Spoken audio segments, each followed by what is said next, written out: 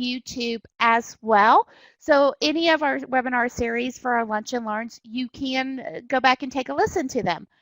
Also, today we're going to do something a little bit different. I told you I wanted it to be as interactive as possible.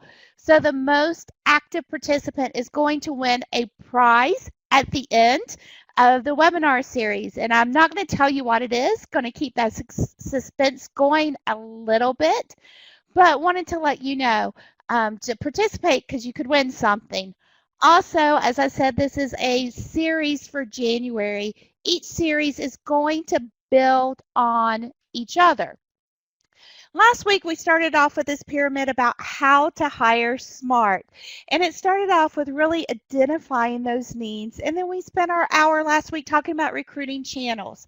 This week, we're going to talk about everything that goes into power interviewing, having that successful interview process from that resume review and that initial interview all the way up to where you feel comfortable making that offer.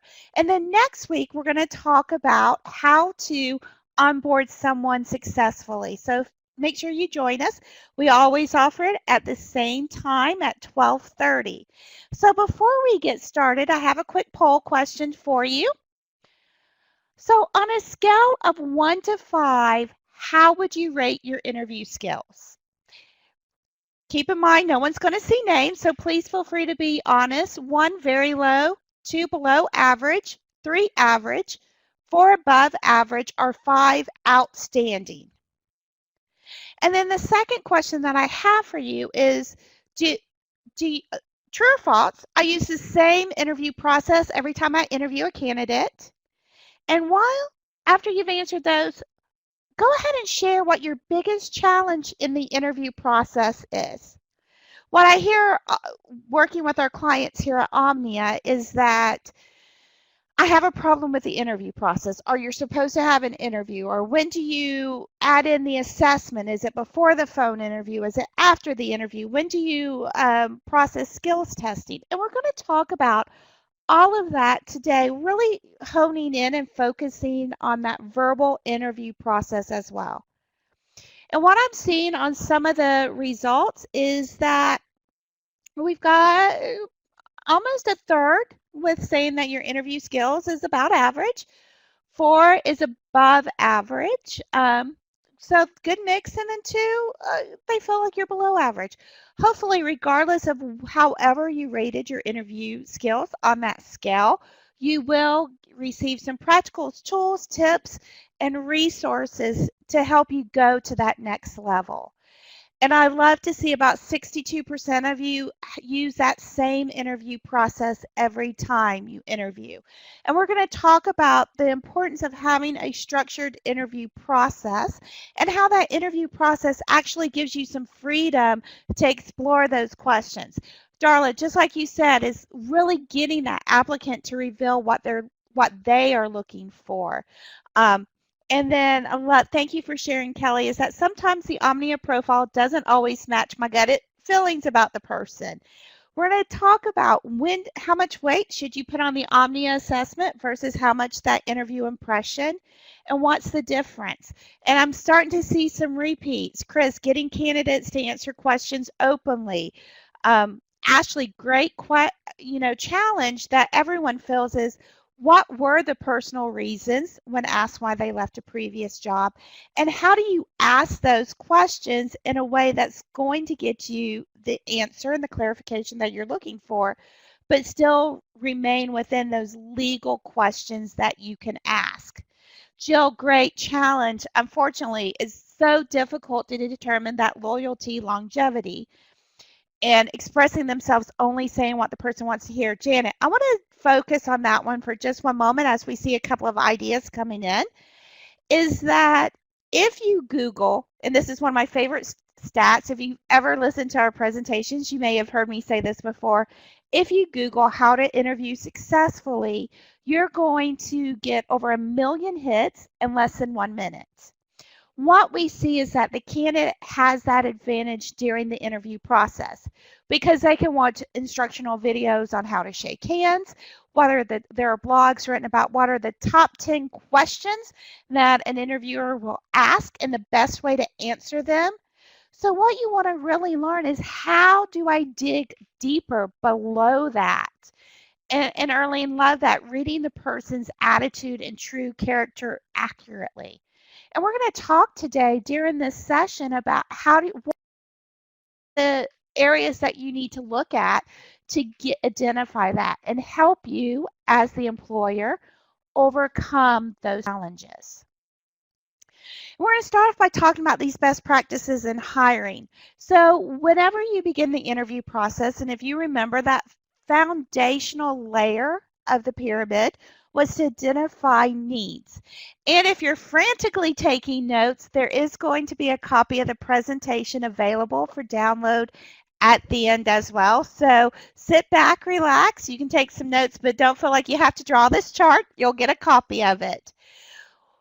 Within Omnia, with our 30 years of expertise across a wide variety of industries worldwide, we have determined that the best practices in hiring is focused on these pie charts. And we're going to talk about how they mingle and integrate into the hiring process.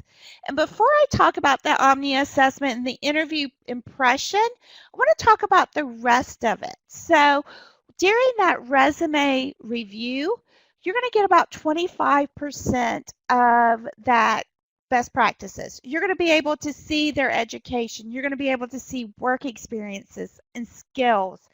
Do they have that degree in programming that's needed for an IT person? If you're looking for someone in accounting, do they have the skills and the certifications to be able to be that accounting bookkeeper that you're looking for?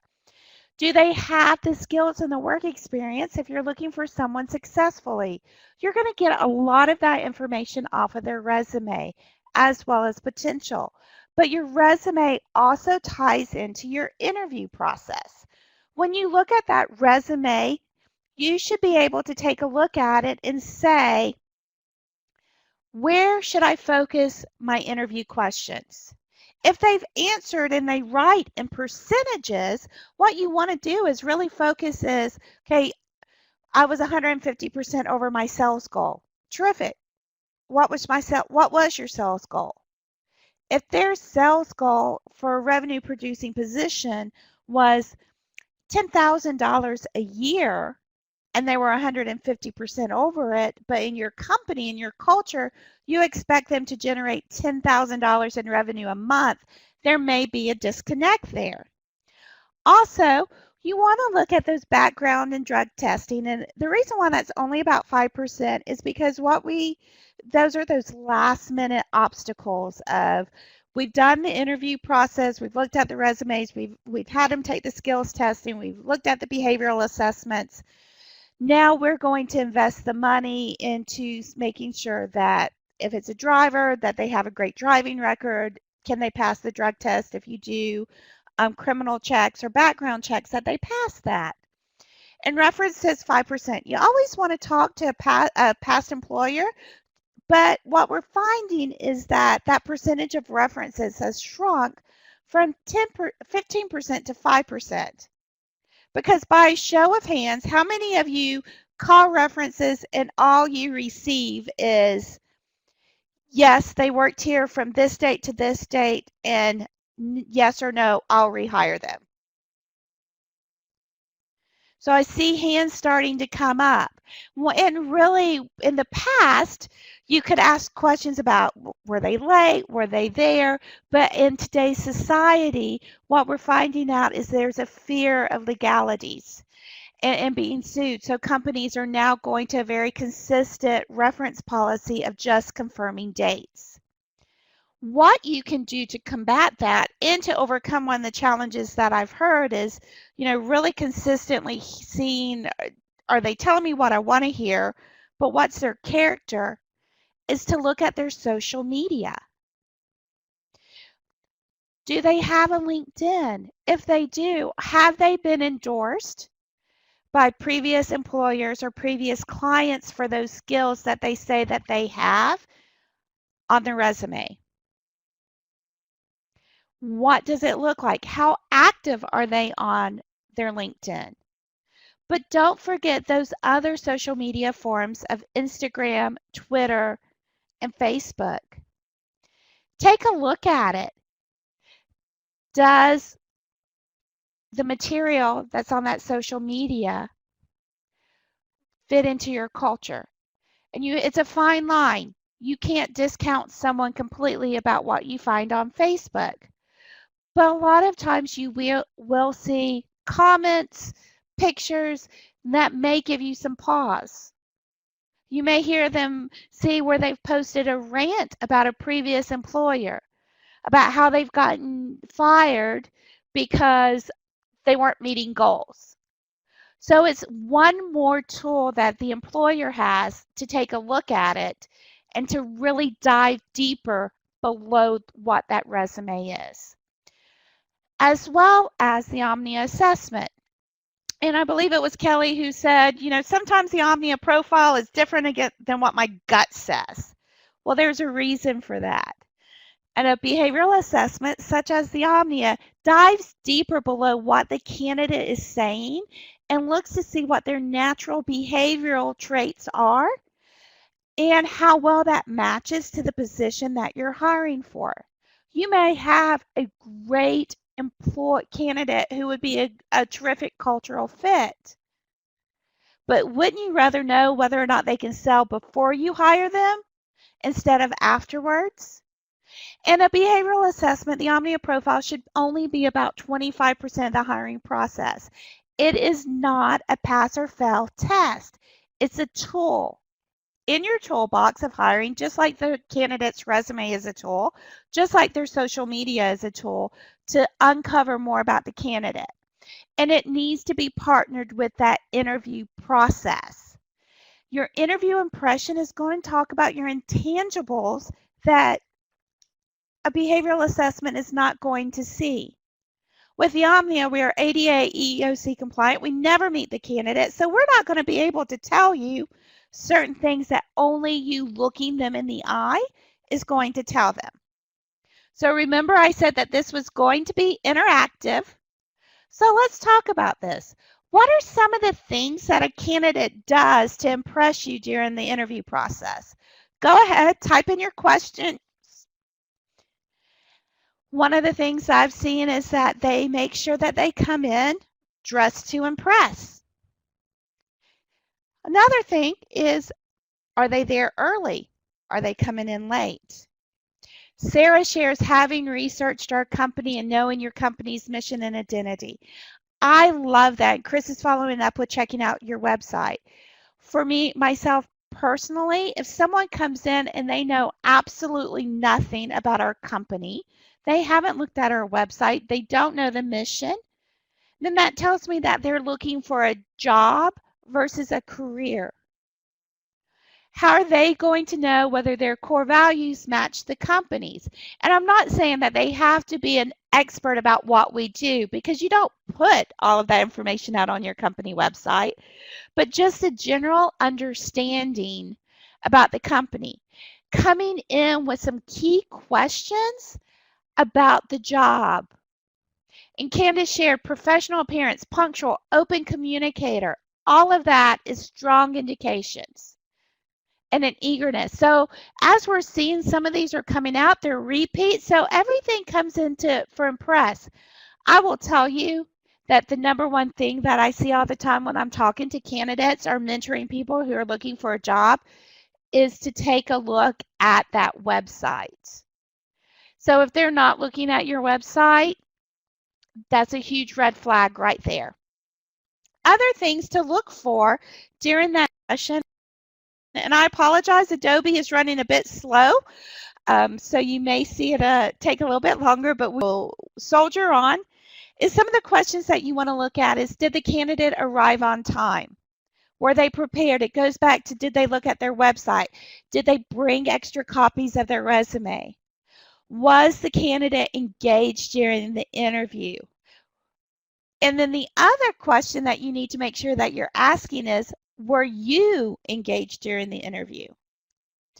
Keep in mind that the interview process is a two-way street. Just as you're interviewing the candidate and you want top people to join your team so that you can continue to be successful or take it to the next level, you want to make sure that you're engaged. If you show up late to an interview with a candidate, it's the same thing as them showing up 10 minutes late. An interview is the person putting their best foot forward.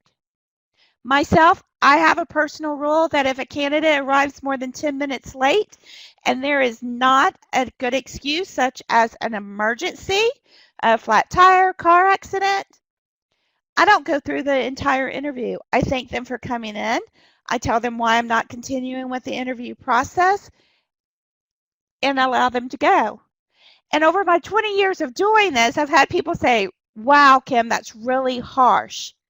But I prescribe to the theory is that that's the best foot forward. So if someone is arriving 10 minutes late when they're trying to impress me and get the job, what are they going to do a month from now, 2 months from now, once they've been hired? When are they going to show up? 15, 20 minutes late? Same thing with me is I'm always prepared. I clear my schedule. I put my phone on D&D about 5 to 10 minutes before the candidate is supposed to come in because I want to have some time to take a look, refresh my memory about who I'm talking to, and also be ready to talk with them. If I'm interviewing them in my office, my desk is cleared off, my computer's on control Alt delete, it's locked. My phone's on D&D, both cell phone and work phone, so that I can impress the candidate as well. Keep in mind that top candidates can go anywhere. So you're selling the company and yourself just like they're selling themselves. Some other things that you want to take a look at is how do they fit into your professional culture? If you are a company that requires business dress, suits, and they show up in flip-flops and jeans, do they fit that culture? Do they have that firm handshake? Are they answering your cell phones? And all of this is uncovered in that initial interview. As well as when you're having that initial interview, you want to talk about things such as a little bit about the job, but for me, my initial interview starts over the phone. Agree or disagree, a telephone interview is the number one way to get top talent out of hundreds of resumes. So if you agree with me, phone interviews are a time saver, go ahead and hit agree. If you think phone interviews are a time waster, hit disagree.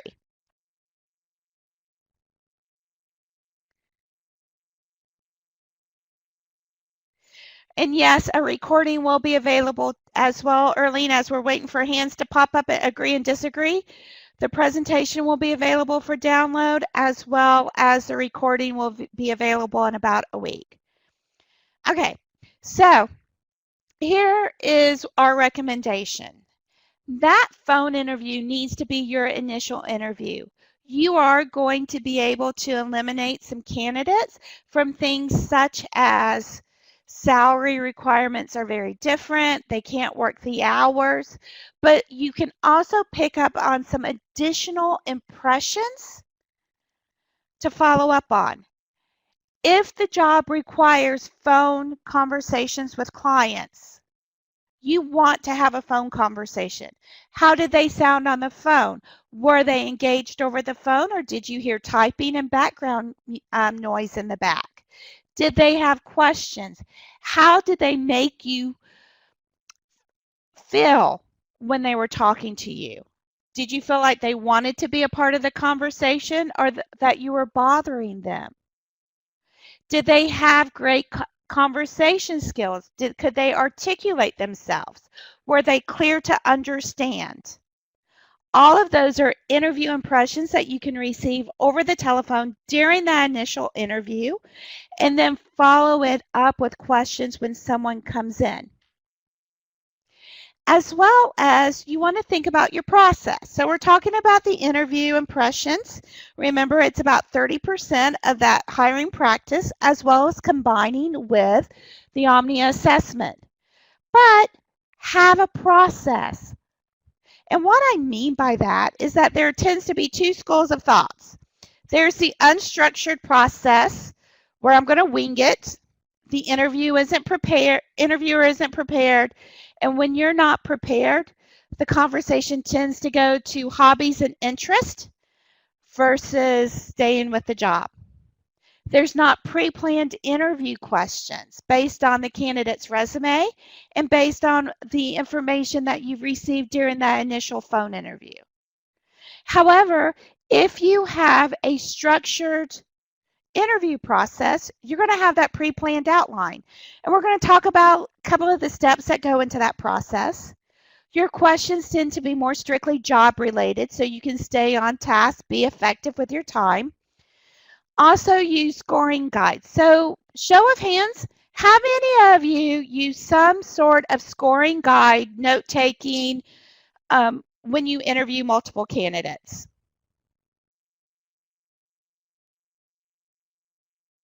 Great. So I'm seeing hands go up. Terrific. You want to use that scoring guide. It's going to allow you to have that objective manner to keep your candidates straight. And then also with a structured interview process, it's proven to be more valid, reliable, and useful. When you follow that same process consistently, and about 62% of you said that you do, that's going to allow you to streamline the process, but also assist with making sure that you're ADA and EEOC compliant, that you remain within those legal obligations, as well as keeping those candidates straight and being more objective with them. If you consistently give the Omnia profile at the same time during every interview process, that's consistency.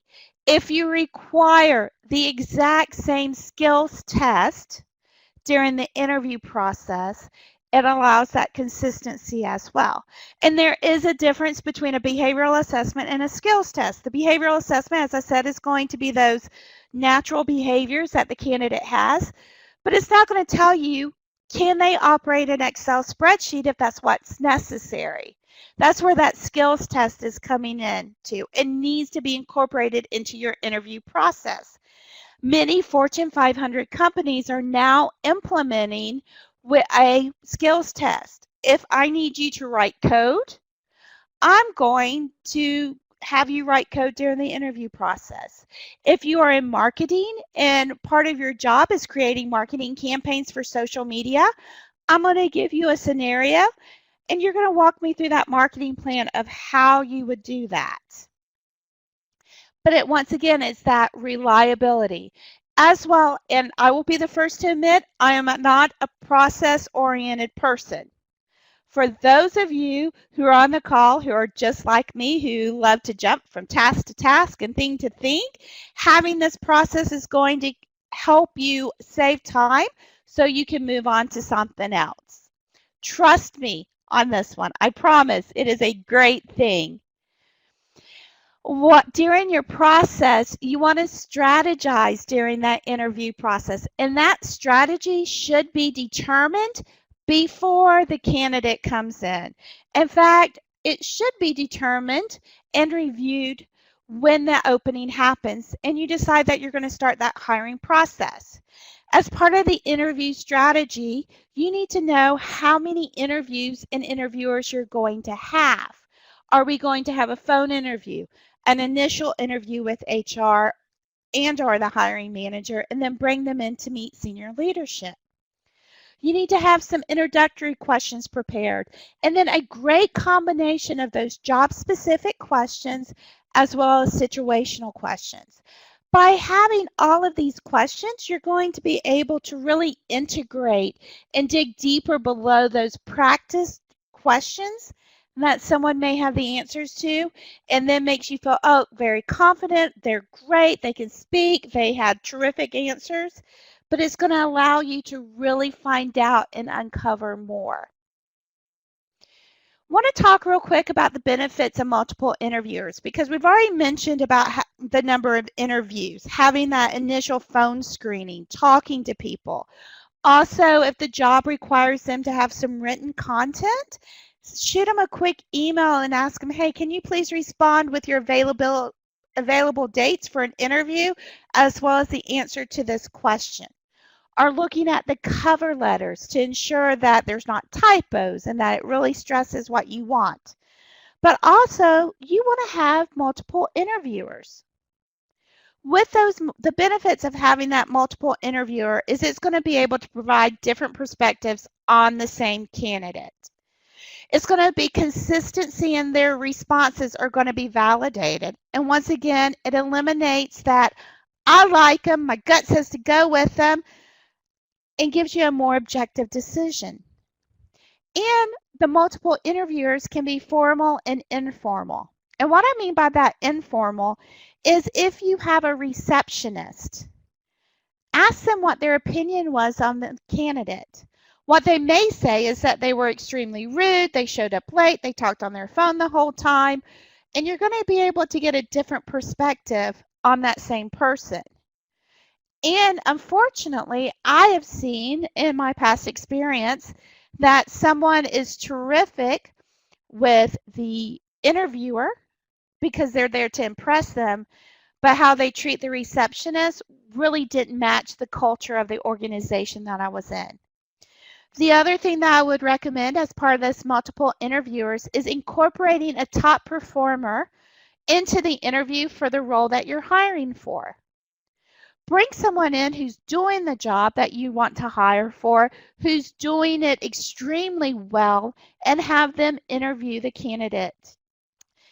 They're going to ask some questions that as hiring managers, as HR directors, we may not think about it because we're not in the trenches on a daily basis. But they are. They're doing the work day to day. You're going to be able to see how they interact peer to peer. And with multiple interviewers, there's two ways of doing this. You can have a group interview. You don't have to continuously have that candidate come back.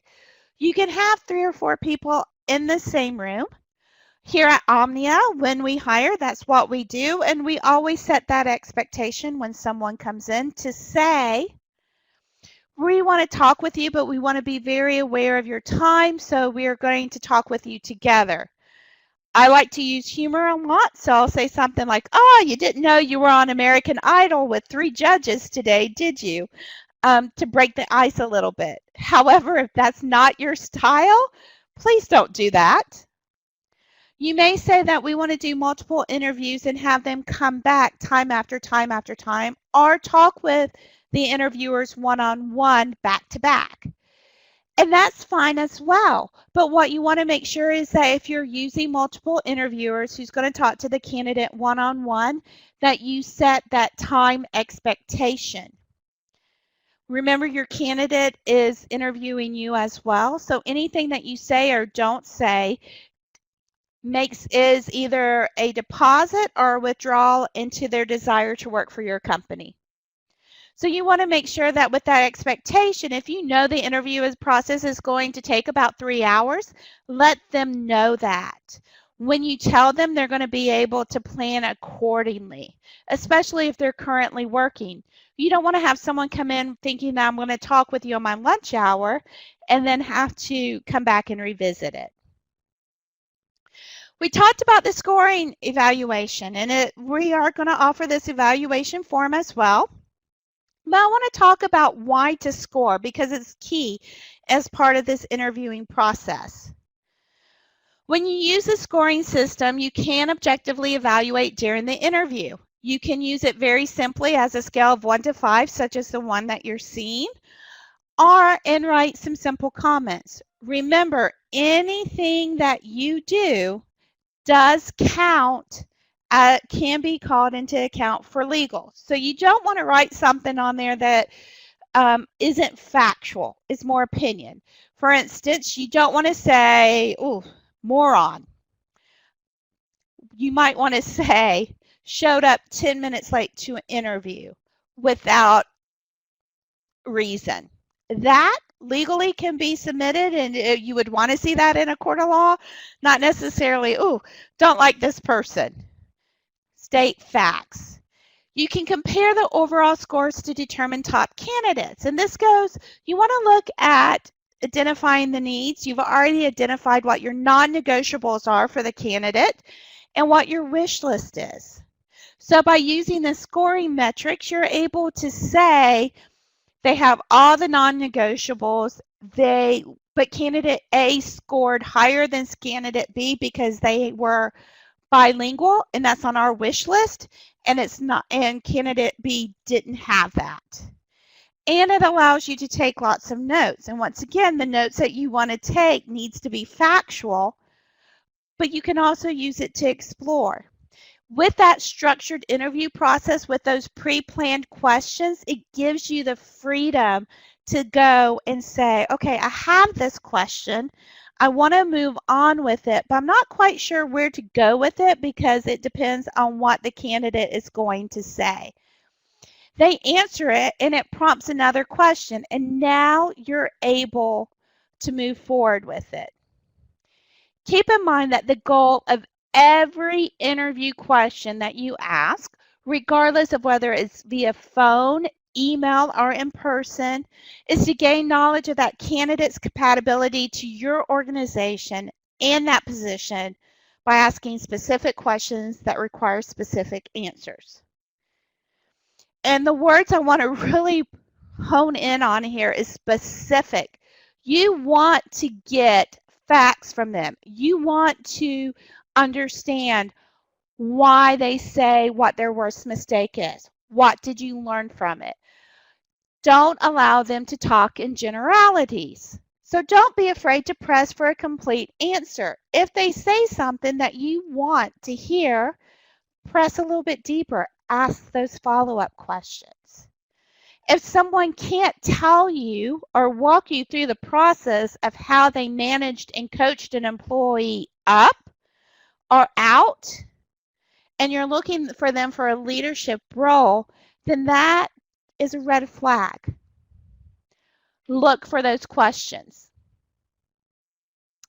Also, when you're looking for those questions, you want to focus a little bit more, as well as what do you consider to be that winning question? Where do you want to go with it? So let's take a quick poll break. What's the worst interview question you've ever been asked? Okay, so I see some people typing. Very curious about this. And it ties right back into not having those pre-planned questions. Okay, so Chris, what animal do you identify yourself with? If you were a vegetable, what vegetable would you be and why? Okay, so I'm going to focus on those two real quick. What does that have to do with the company or the job? Not a lot. So when you ask those questions, and there's a school of thought out there that if you ask those questions, you get a little bit more detailed information and it gives you some insight. That's why you have skills testing. That's why you have behavioral assessments like the Omnius profile. You want to ask specific questions. Chris, I'm not quite sure what animal you identified with, but do you think that animal would help you in the role that position was in, that you were interviewed for? And if you were asked a question like that, do you really want to work for a company? If you were trapped on a desert island, what 3 things would you want with you? Once again, it's something different. Okay, so Darla, you bring up a great point, and I'm going to focus on this a little bit. You've been at the same job for 30 years. And this is why it's so important to have this interview process. So what we've discovered in our expertise is that if you have someone who's been at the same job, the same company for multiple years, great loyalty, great longevity, and they are such as Darla's, and now they're back in the workforce, they may have to they may interview a little bit worse than what we like to call those professional interviewers. Those the people that go on interviews every 2 to 3 years. They haven't had that same coaching. So by asking them questions that's unrelated to the job, you're setting yourself up as an interviewer to not get the information that you truly want, to go a little bit deeper. Oh, Sarah, which one of your peers is the weakest link? How does that help promote the culture? Now, if it was an internal position where you were looking to be promoted and you were having to assess some peers, I could possibly see it. I wouldn't phrase it in that particular manner, but great follow up. So, which one of your peers is the weakest link? It was a negative environment. And Sarah says it was such a negative environment. So, I'm going to assume that maybe the environment has either changed or she's moved to a different environment.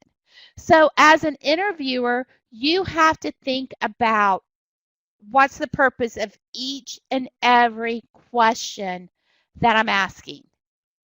Because they leave, when you don't ask those questions, you lose great employees. Sarah says she was like, I'm out of here. So let's talk about some of the worst interview questions and why. So, one, what's your background? Why is that a bad question? Is by asking what's your background, the interviewer should have already reviewed the resume. It is an indication that the interviewer is unprepared. Now, I know a lot of people ask this question as an icebreaker. My favorite go-to is tell me a little bit about yourself. One, it allows them to break the ice, tell me a little bit about who they are. Sometimes you get information that you couldn't legally ask. You can't use that for or against the applicant, but it allows you to see their rapport building. The second one is, what is your biggest weakness? Remember when I said earlier that you can Google questions? That's become one of the biggest cliche questions that's available. Every candidate will have a prepared answer that always tries to highlight their weakness as a strength. How many of you have heard, my greatest weakness is that I'm a workaholic. I spend too much time at work. Well, really? Okay, so I see some hands going up. Yes, I've heard that one. That's really not as, I don't know of any company who says, oh, wow, I have a candidate who works too hard. Maybe I want someone who only wants to work 38 hours versus giving me 45 hours. No one's going to say, well, my biggest weakness is that I hate to do paperwork. And I'm going to tell you right now that the paperwork that you get is going to probably be 95% incomplete every single time because they're trying to sell themselves. Another interview question that you shouldn't really ask is, do you think you can handle this workload? Rarely, if ever, will a candidate say no. And the last one is, if I offered you the job, would you accept it? Once again, the majority of candidates will answer yes, even if the answer is only if there's not a better job offered. So you want to dive a little bit deeper, but you also want to remember it's not an interrogation. You need to have some processes in place. You don't want the candidate to feel like, I've gone through the most rigorous questioning for the past hour, not quite sure if I'm going to get this or not. How do you avoid that interrogation, Phil? Thank you, Jesse. Is asking introductory questions about the candidate. Once again, be prepared. Make that small talk. Going back to those strategizing, your introductory questions are about the candidate. You make that small talk. You want to let them know what the interview format is. You have that list of standard questions that you ask every candidate for that position. And you start off easy. You're going to talk about the accomplishments on the resume or the application. If someone doesn't have a lot of accomplishments, maybe they're fresh out of school, then you can talk about some of their accomplishments in that collegiate environment. but it lowers their guard, it lowers that defensiveness. It allows you to see the rapport building and allows you to dive deeper into those job specific questions. The job specific questions really focuses on, does the candidate have the required skills? And you want to ask a combination of traditional and behavioral questions. Traditional questions are hypothetical questions. Behavioral questions use the who, the what, the how, and the outcome to see what their past performance is. And is it a behavior that you want to repeat for future success, or is it a behavior that you say, okay, give me an example of a time you missed a detail? You didn't close a sale because you missed a detail. What did you learn from that? Did they learn from those past behaviors and move forward? Within that interview process and with these job specific questions, you want to look at about an 80-20 rule. The candidate does 80% talking, you do 20% of the talking. To reverse that, 80% of the time you're listening. You're not trying to sell the company, you're not trying to sell the job, you're listening to the candidate's answers. And then 20% of the time you're talking. And anytime during this interview process, when you're asking these questions, please don't feel like, oh, I can, from introductory to job specific to our next level of behavioral base. It's not that. You can intermingle these questions. The introductory questions are always great to ask up front because, like I said, it lowers the guard a little bit, but there you can have a combination. And remember that phrasing is everything. Once again, can you use an Excel spreadsheet? Let's talk through. Tell me about an example when you created a spreadsheet. Give me an example where you missed a cell because you talked too much. Phrase it as opportunities. And then incorporate those situational questions. Once again, it's those behavioral based on specific past experiences. By using those behavioral questions, once again, it's going to dive deeper below the surface of those questions that the candidate has prepared for. And you want to make sure that the applicant responds with I, not we. And the I means I've taken responsibility. This is what I did versus this is what our team did. This is what our company did. When they use we, they may be talking about a process that they were a part of versus what they actually did. For example, tell me about a time that you had your worst customer service experience and how did you resolve it to the satisfaction of the customer? Well, we listened to the customer. Their complaint was XYZ, and we went ahead and authorized a refund based on the issues that they had. Who made those decisions? Who took the ownership of making that decision to make that refund? Well, actually, it was my supervisor who did it. I just took the call. They were yelling at me, and I passed it on to my supervisor. Is that a behavior that you need in that position and in that culture? Once again, use that who approach. What, how, and what happened? How did they handle it? And what was the outcome? Also determine situational responses. So you want to ask these questions such as, tell me about a time when. Give me an example of.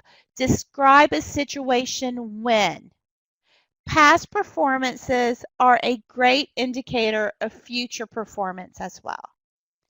And then during this interviewing process, remember to make sure that you schedule time for the candidate to talk as well. Give them the opportunity to ask questions. One, those questions are going to allow you to find out what they're focused on. Is it more benefits or is it more cultural? With having this interview process in place, you're going to have some standard answers to those benefit questions. You want to make lots of notes of their questions. You may not have all of the answers, and that's okay. Just make sure that you get back with them with those questions or set that expectation. That's a wonderful question. However, we don't specifically talk commission until the final stage of hiring. So if you move forward, you would speak with our SVP of sales who can answer those questions. And be engaged and actively listening. As well as they've been listening to you, be prepared to be interviewed. They're going to ask questions about their culture. If you are a peer, they may ask you more questions than they would ask a supervisor to really find out, is the culture what the website says it is, or is it truly who they are? Just some quick don'ts. Don't do all the talking. Don't ask your toughest question first. Don't be shy. And what I mean by that is if you're not getting the answer that you want, continue to press. Rephrase it. Ask a few other questions and then go back to that same question. And don't get too friendly or personal. Bonding is a top mistake of interviewers. So remember, your candidates are trained to come in, look around, find a common theme. Maybe it's a football team. Maybe you have a picture of you skiing on the walls that they can relate to you. Once they've related to you on that personal level, beyond, oh, yeah, we love Florida State, and you start talking about the football team, your interview process gets sidelined, and now you're rooting for that person. I like them. We connected. I really think that they can do the job, and you quit asking your toughest questions. Once again, some of these may be very simple, but it's important. Once you've completed that interview process of talking with the candidate, whether it's one person or whether it's 22 people or whether it's just 4 of you, what do you do now? Well, the first thing you want to do is establish expectations for that candidate. You want to let them know what the next steps are. And this is key, especially if they're very early in the interview process. If they're the first person you've interviewed, even if you love them, you're still going to interview a couple of other people. Give them an expectation of, we're going to be talking for people for another 2 or 3 weeks, then we're going to decide whether or not to bring them in. Or I'm conducting initial phone interviews and reviewing resumes. The next step would be to contact those candidates that are best qualified to move forward for an in-person interview. You should hear something within the next 2 weeks. And it is a great best practice to reach out to those candidates even if they don't move forward in the interview process. Thank you for your application. We appreciate your interest in our company at this time. We have decided to move in a different direction, a more qualified candidate, because those applicants are great word of mouth. With social media as well, glass ceiling, people can post things about your company in a heartbeat. And so you want to make sure that you leave all applicants and all candidates with the best possible impression of your company. You want to debrief your interviewers. Once again, going back to that scoring guide and that scoring metrics of talking with each other. You scored them at 50 out of 100. You scored them 90 out of 100. Let's talk about this. What did you see? What didn't you see? Well, I love the potential. I'm in this position. They answered these questions right. They showed up 10 minutes late to my portion of it. So you're able to have those conversations, and it needs to be open, honest, and real, and allows that forum to have that give and take. We're not trying to judge the candidate or the interviewer or change their minds. It's about getting different perspectives for that information. And you may find that you have a great candidate, but they're not a great candidate for the position that you're hiring for. What other seats in your company or on your bus do you have that they may be a better fit? And then where do you go from here? With that, it now becomes of which candidate are we going to offer the position? Do we like someone that we say, okay, yes, they're a great fit, make them an offer? Or maybe you have a round of interviews and you say, We don't want to settle. None of these people are really what we're looking for. Let's go back and start recruiting and look at other resumes and move forward. So we've got about 5 more minutes, and if you have any questions, you can go ahead and start typing them in now for me. We do hear my information is here as well. If you have any questions, you can reach out to me at my email address, kbussey@omniagroup.com, or my extension. Please feel free to give me a call. Please keep typing. And while we're here, while we're getting some questions, just a reminder, we have our third webinar next Thursday at 12:30, Onboarding for Success. And then the last one for January will be delivering a painless 90-day employee performance evaluation. Do you have a list of sample interview questions? We do. Great question, Darla. If you look up in the takeaways, you can download your Power Interviewing PDF, behavioral interview questions, as well as the candidate evaluation form that we talked about. We're also giving away for our most interactive candidate, and Carrie Bennick, who is our marketing guru, has been monitoring that. You're going to receive our e-learning course, How to Effectively Select and Recruit New Employees, $145 value for free. And the winner is Erlene Torres. Congratulations, Erlene. Plus, all attendees will get $5 off of any of our online training courses. Sarah, what's the best way to regret a candidate? Email, phone call, or letter? Depends on how you receive that information. Typically, email is fine. Phone call, I would say, really depends on how far along in the process did they get. If it's someone that you want to keep on your bench, definitely reach out and give them a call and tell them, you know, very generally, someone else had a little bit more skills. We loved you. We appreciated you interviewing with us. We had a candidate who was a little bit better qualified at this time, but we'd love to keep in contact with you for other positions. If it's someone who is very early in the process, you've discarded them from that initial interview process, email or letter is absolutely fine. Do we have any other questions coming in? We've got about 3 or 4 minutes. While we're waiting, remember to follow us on LinkedIn, Twitter, or Facebook if you don't already for information about when our recordings are ready. Also, all webinars, past recorded webinars are available on YouTube. You can click any of those links, as well as our blogs. Erlene, congratulations once again. Carrie will be getting with you. Do we have any other questions?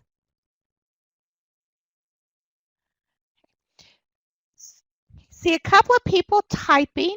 If you have any questions, please feel free to give me a call. Email me. I will tell you I will be out of the office next week doing some training conferences, but I will be responding in the evening, or you can reach out to Carrie. We love the fact that we have people that are coming into our Lunch and Learns. I hope that you have found this beneficial, that you can integrate this into your interviewing process. If you would like further information about our Omnia profiles as well, feel free to give me a call. And we see some people typing. But if you don't have any other questions, once again, thank you so much for being a part of our Lunch and Learn webinar. Make sure that you're joining us next week. So you've hired those top candidates. Now, how do you onboard them successfully so that you can keep them? And have an amazing rest of the week and a great weekend. And we look forward to talking with you next week. Our presenter you're going to be in for a great treat is Tanya Devane. And then on the 29th, I'll be back with Jeremiah. So thank you very much. Have a great day, and let us know what you think.